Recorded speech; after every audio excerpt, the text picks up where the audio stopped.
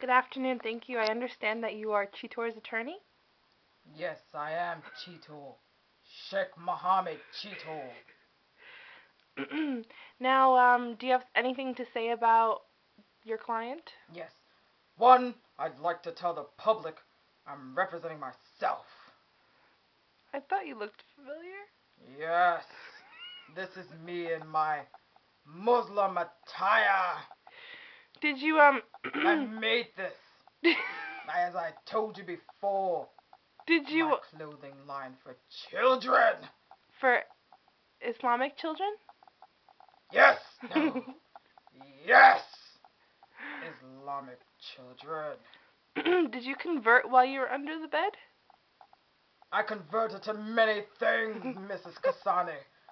I converted to eating garbage that was thrown into the depth that some would call the bed corner.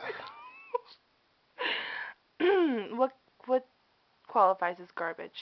Garbage, fishtails, coconut shreds, the condensation that drips off the lemonade on a hot summer's day. That's what I consider garbage, Mrs. Kasani. Some would consider that to be rather refreshing. Refreshing. You must be thinking of Auntie Anne's full, medium-sized lemonade. That is not what I had, Mrs. Kasani. That is not what I was given. Who are you given this by? Who fed you these things you consider garbage? The woman that lived above the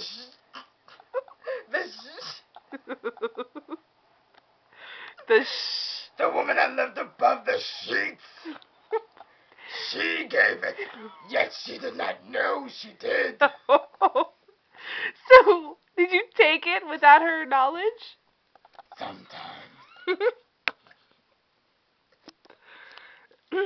Let's go back to the lawsuit. That are you able to tell me more?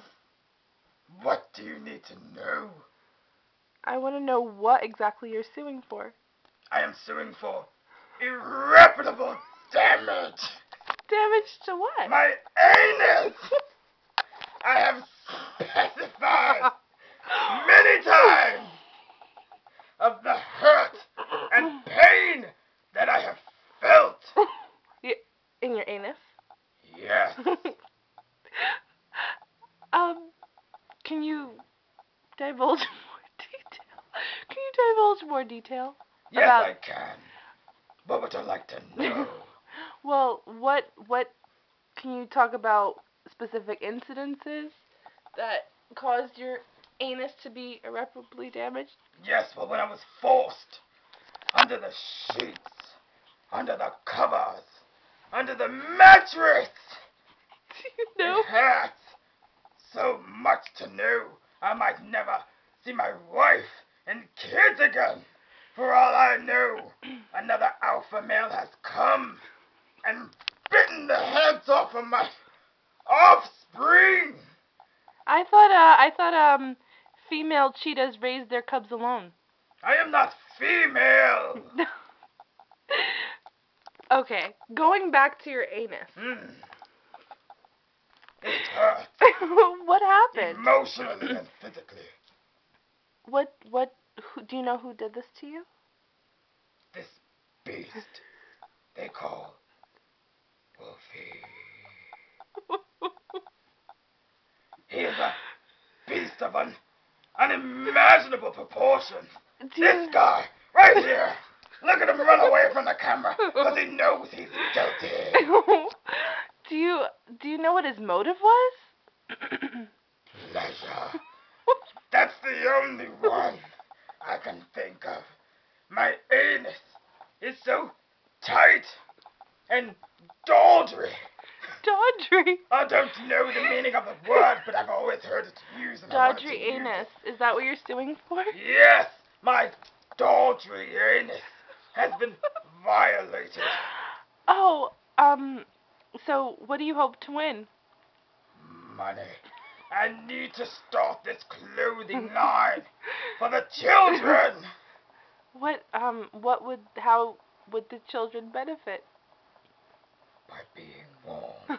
If someone ever decides to take advantage of them, they can say, at least I have the warmth of Cheetor's clothing to keep me safe from the cold of the darkness. Now,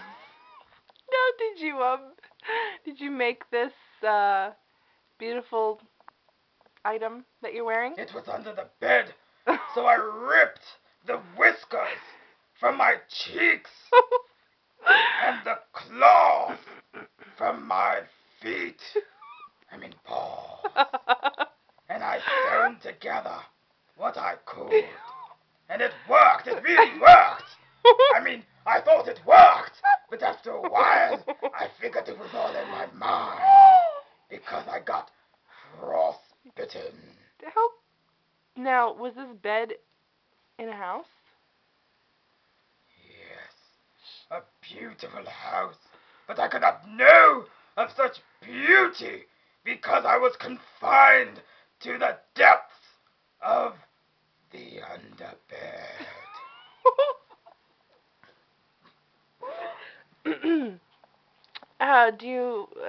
What is the sum? Can you speak about how much you hope to win? $5.7 million. Do you think that would It would be a beginning. Don't ask me that question. It's a start for all the pain that I've gone through. It's a start, Mrs. Kasane. We all must start somewhere. You do realize that once you win that, it'll end there. It will never end. Not for me. Not for the fellow that I left behind. Oh, what fellow do you ask? What fellow? Check underneath the bed. So you're saying there was another victim? Sadly, yes. What was his name? Thomas. What happened to Thomas? What was his fate? We became good friends. What? He actually showed me the ways of knitting one's whiskers. Was he a cheetah like you? No. What was he? A platypus.